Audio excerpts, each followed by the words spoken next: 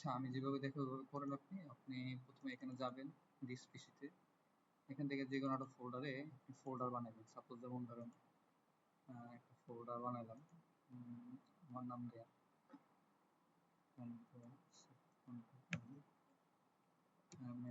Masum.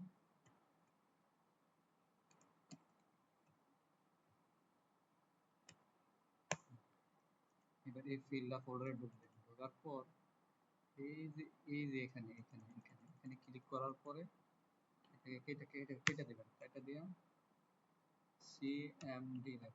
CMD এখানে enter দেবেন। এই দেখেন আমার নাম আসছে, আপনারও সেম নাম আসবে।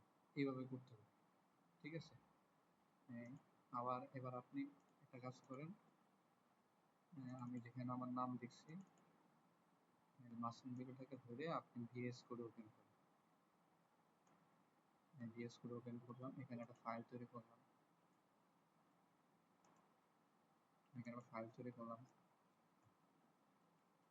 index.html, ঠিক আছে? এবার কন্ট্রোল জে চাপ দিয়ে আপনি এখান থেকে টার্মিনালটা ওপেন হবে।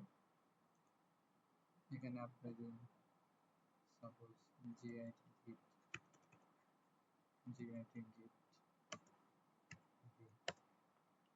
আমার গিট ভার্সন দেখাইতেছে। তারপরে পরের কাজগুলো করবে যেভাবে ভিডিওতে বলছি।